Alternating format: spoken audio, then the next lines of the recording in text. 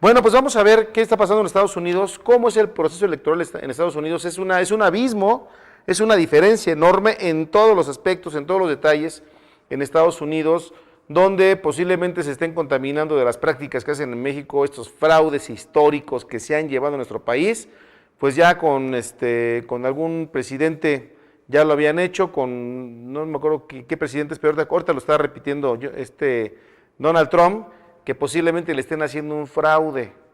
Pues si contrató al INE o si contrató al IEM o la autoridad electoral de aquí de México, es muy probable, pero creo que no la contrataron. Entonces no se preocupe mucho, Donald Trump.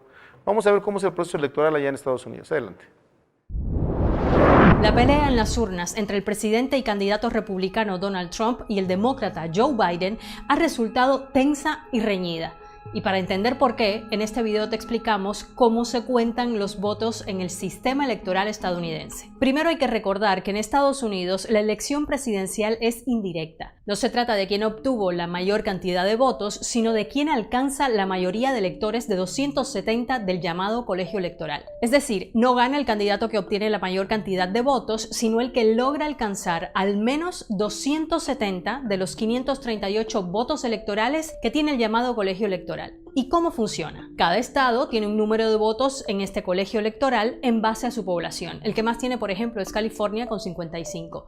Por lo general, el candidato que consigue más votos en un estado se lleva todos los votos electorales estatales. O sea, el que gana en California se queda con los 55 votos. Pero, y aquí viene el meollo del asunto, no hay una regla única para todo el país sobre cómo contar los votos populares, es decir, los de los ciudadanos. Varía dependiendo de cada estado y eso tiene que ver con el sistema federalista que tiene Estados Unidos, donde cada estado decide la mayor parte de sus normas. Tampoco hay una autoridad electoral centralizada, como los tribunales electorales que sí existen en muchos países de América Latina. Por eso hay quienes describen las elecciones estadounidenses como un partido de fútbol sin árbitro. Pero en este caso se trata más bien de tener muchos árbitros. Por eso cada estado decide los horarios de cierre y apertura de las urnas, si el voto es electrónico o en papel o incluso por fax. Y muy importante en estas elecciones de 2020, la fecha límite para recibir el voto por correo y en qué momento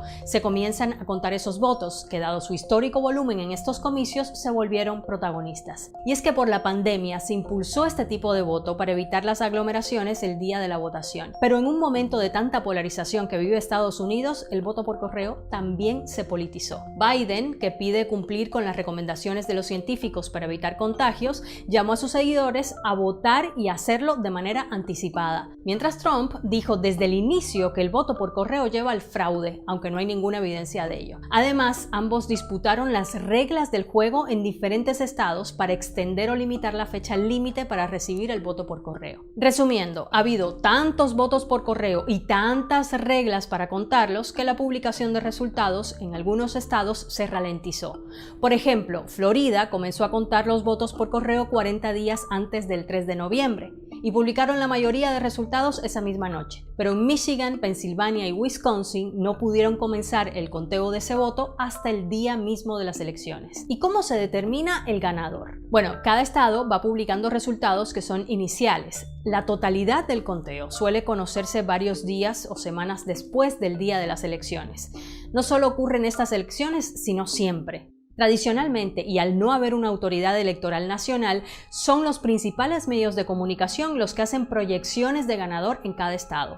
En base a eso, se va sabiendo si un candidato está o no cerca de conseguir ese número mágico de 270 del colegio electoral. Los medios suelen tener una especie de tropa de reporteros, analistas de datos y otros grupos especialistas en cada condado o centro electoral de los estados para ir reportando el conteo de voto. Cuando confirman que un candidato tiene una ventaja irreversible en un estado, entonces proyectan un ganador. Cuando el resultado está muy reñido, algunos medios deciden no proyectar ganador ante la posibilidad de que haya un recuento. Y es que estas proyecciones, por supuesto, no son infalibles y ya se han dado errores en el pasado. El más reciente y polémico ocurrió en el año 2000, cuando el republicano George W. Bush se enfrentaba al demócrata Al Gore. Aunque primero varios medios proyectaron que Al Gore era el ganador del crucial estado de Florida, lo que le abría el camino a la Casa Blanca, la cosa estaba tan reñida que derivó en un recuento automático y una posterior disputa en los tribunales. Finalmente fue la Corte Suprema quien puso fin al recuento y Bush fue declarado vencedor tras varios días de incertidumbre y tensión. Y es que si los candidatos no están de acuerdo con los resultados del conteo, están en su legítimo derecho de impugnar los resultados ante los tribunales del estado en cuestión.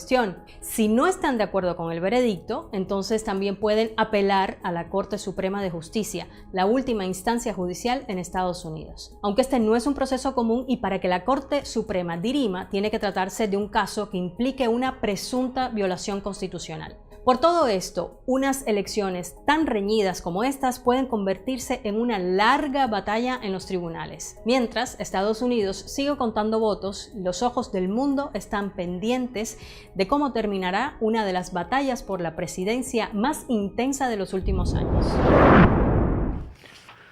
Así las cosas de cómo se llevan a cabo las elecciones en Estados Unidos, y como les decía yo, es un abismo a lo que se hace aquí en México.